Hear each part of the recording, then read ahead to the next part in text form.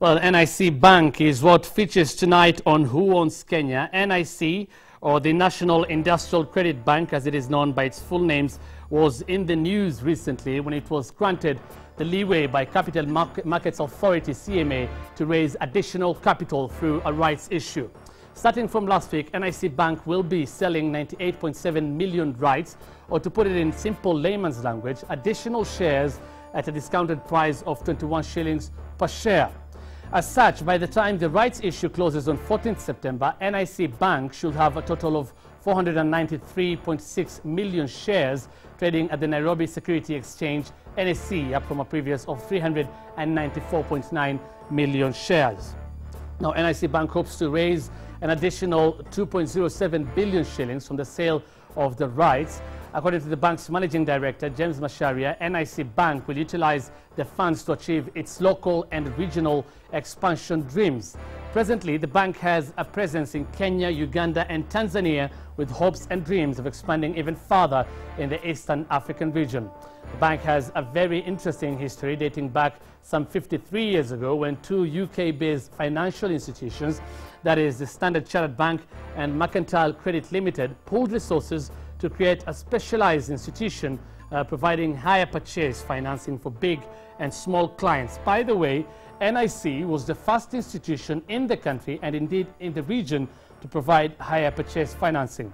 Now, the bank was listed at the NSE in 1971. Soon thereafter, Barclays Bank acquired controlling interest in NIC when it bought off rival Standard Chartered Bank interests as well as those of Mercantile Credit Limited to own 51% of NIC shares. But in 1993, Barclays Bank decided to divest from NIC. It was at this point that the First Chartered Securities Group, FCS, the company that the late Philip Ndegwa founded, moved in. 2 years later, in 1995, NIC was registered as a commercial bank, and another 2 years later, NIC Bank merged with African Mercantile Bank, AmBank that is, which was principally owned by Philip Ndegwa's First Chartered Securities, FCS. Now, over the years, NIC Bank has grown to become one of the big players in the banking industry in the country. By December last year, the bank commanded a total asset base of 79 billion shillings. During the same period, the bank made a commendable pre-tax profit of 3.6 billion shillings. And although the Philip Ndegwa family, as represented by his sons James and Andrew, still retain controlling interest in NIC Bank through various companies, a number of other shareholders have come into the picture. So, who owns NIC Bank? Here are the 10 largest shareholders in the bank. There is Makimwa Consultants Limited, percentage shareholding there of 1.26%, estimated value of 173 million.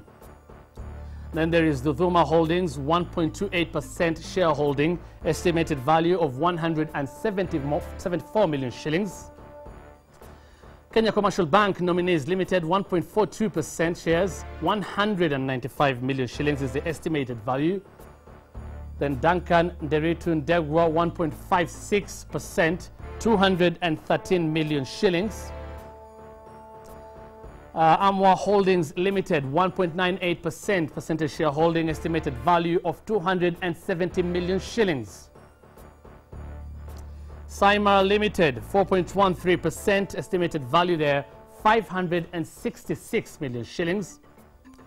Then Rival Kenya Limited, percentage shareholding of 7.78%, equivalent to about 1.05 billion shillings. Then Livingstone Registrars, 8.13% is the percentage shareholding, estimated value of 1.1 billion shillings. ICEA Asset Management Company Limited, 9.06% percentage shareholding, the value there estimated at 1.23 billion shillings. And then we have First Chartered Securities Group, 15.85%, an estimated value of 2.16 billion shillings. Let's look now at the quote of the week. It says, every morning the gazelle wakes up. It knows it must run faster than the fastest runner, or it will be someone's food that day. That again, every morning the gazelle wakes up. It knows it must run faster than the fastest runner, or it will be someone's food that day.